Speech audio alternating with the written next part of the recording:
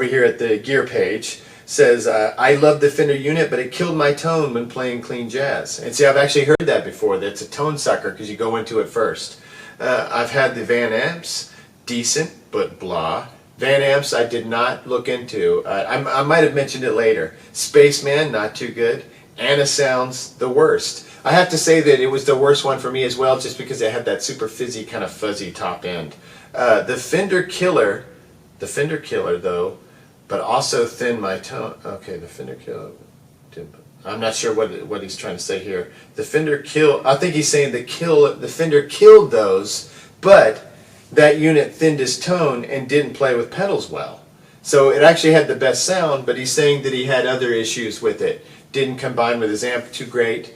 I've heard that you can sometimes get into hum issues, that can be hard to diagnose.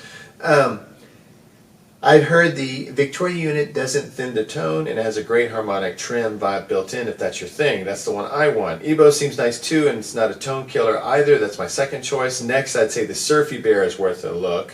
Still want to try Demeter units as well. I have analog reverb gas. That's me right now. Can't stand digital verb. I have a stereo wet for when I need verb, but don't use it much. Mostly I use an old analog delay for slap and a cassette tape.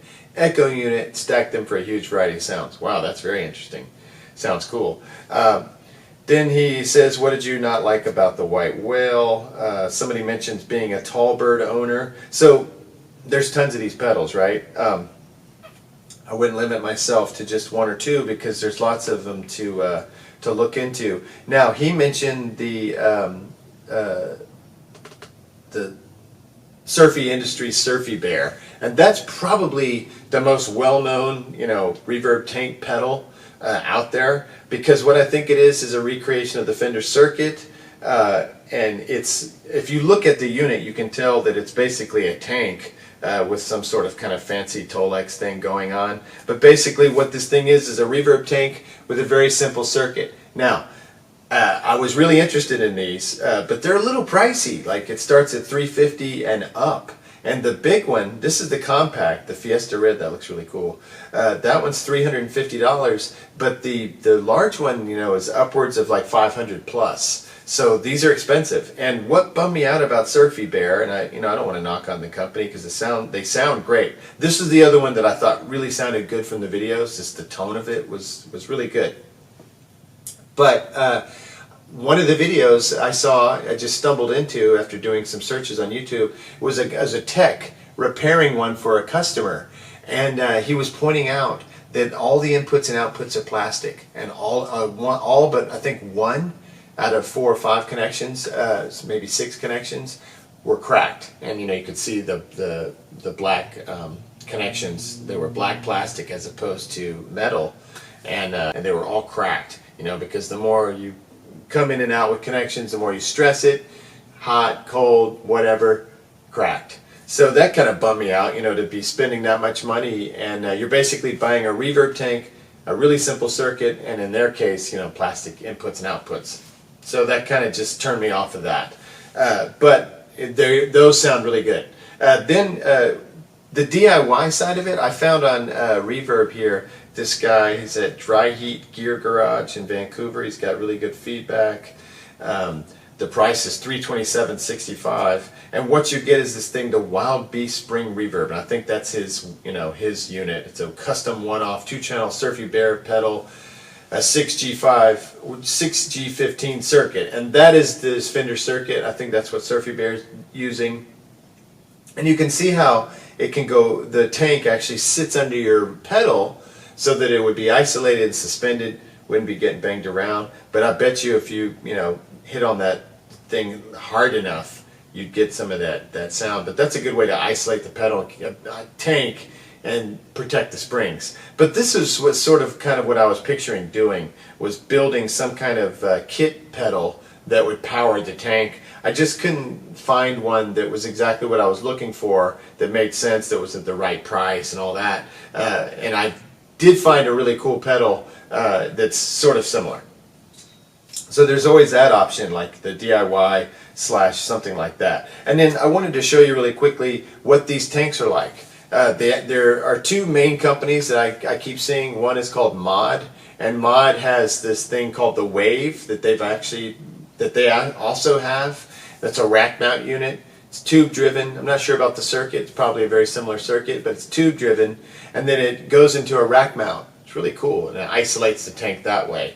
Well, they use, obviously, because that's the company, they use Mod tanks. The other tank that was originally came out of the Hammond Organs is the Accutronics. And there's long decay, there's medium decay, short decay, 2-spring, 3-spring. But when you find out the model number you need, you kind of punch it in, and you can find the correct one that works for your unit. And these are the kinds that you put back in the amp. They go into a bag, an isolation bag, so that you don't get hum and all that kind of stuff. Because sometimes they'll pick up hum from the transformers because they're too close to they're sitting on the bed of the amp. Transformers, speaker magnets are hanging down, and you get some interference. So they actually go into a sort of vinyl bag that sits at the bottom of the amplifier. This can also be built into a pedal, sort of like what Surfy Bear did. So those are the actual tanks.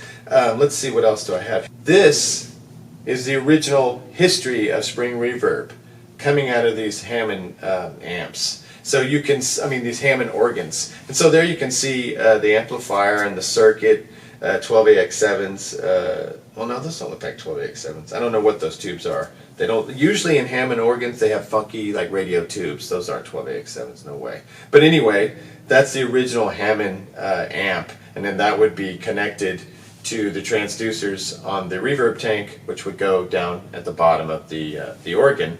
Very similar thing happened. Oh, this one's really cool. This is a very similar thing happened with the Fender. Borrowed this idea from the Hammond company. Now, Hammond organ. This one was really neat. This is called the Nas Ekdal Moisturizer Spring Reverb. And this was probably the most interesting one I found. $300. The only thing about it that gave me pause is that, it seems like the kind of thing that would need some servicing. And like I said, I wasn't looking for a DIY project so much as like something I could just plug and play. I want to focus on music right now and not soldering or having problems. I just want to plug it in and have it sound good like day one. And sometimes I'm in the mood to build and make things happen. Other times, I just want to plug and play. But look how cool this thing is. It is just really cool. For starters, it's awesome looking. It has this kind of like neat 60s aesthetic. But the springs are actually exposed on the top as opposed to being in a tank. And what you do is you sort of can reach over with your fingers. I'm guessing you could reach over with some kind of like mallet and carefully whack on it. But you can literally touch the springs as you're playing, and it has all kinds of cool filters, all kinds of resonance, velocity, reverb mixture. You can tell this thing probably makes a lot of amazing sounds and does a lot. Once again, though, it looks more like a project. I think he even mentions that there's a couple things that don't work, exactly as they should. So it's one of those things. It's like buying an old amplifier, that hasn't been worked on, hasn't been recapped, and needs new tubes and needs to be gone over, and maybe needs the speaker reconed. It's that kind of thing. I don't know for sure that that's the case here. This thing could be completely. It says it is in working condition. It's a spring reverb where the springs are exposed, so they can be played, hit, or fiddled with. And you could probably sing through it, do anything through it. It's really cool, and you can get like these super exaggerated frequencies, and with the ability to have the LFO on there, that makes it really interesting. I bet you can get some crazy. It could get like Sonic Youth level sounds with this thing. I'm guessing you could get some really whacked out tones. So that would be very cool. That one was probably my favorite as far as just being interesting, off the beaten path. And then, like I said, this Mod, the Wave, that's a tube-driven spring reverb amplifier. And they say that theirs are the closest to the sound. Other people say it's Accutronics. This thing looks really nice, though. It looks like super precision, well made. I like the black aesthetic. And if you were a rack mount guy, that would be really cool. You could mount this thing up, and it would be very impressive. You could set it up in a way that would be really cool. And I bet this thing sounds good. I did not find a video on this, just never got around to finding one. But this company's cool. They have all the parts, to do it, and yeah. Now, the other one that I was excited about that was DIY was this Moody Sounds, this Moody reverb unit. I mentioned that in the How to Spin It video. This company, Moody Sounds, this is the Bjf analog reverb kit, and it includes an Accutronic reverb tank in the pedal. And this is the format that I ended up thinking was really cool, where the springs are actually in the enclosure. And it's based on another pedal that you can get that is also on eBay called the Bjf Universal Reverb. Sounds like it's a very similar circuit, if not the same one.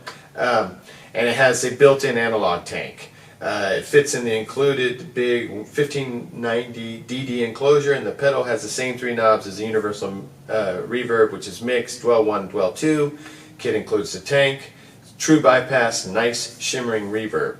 I've never heard this particular pedal, but I have a feeling that this sounds really good. I got really close to getting this one.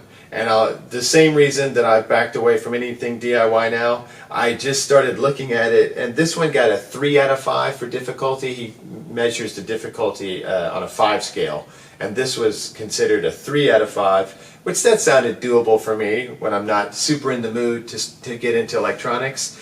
The other one that does not have the reverb unit, let me get to that one, that's a 5 out of 5.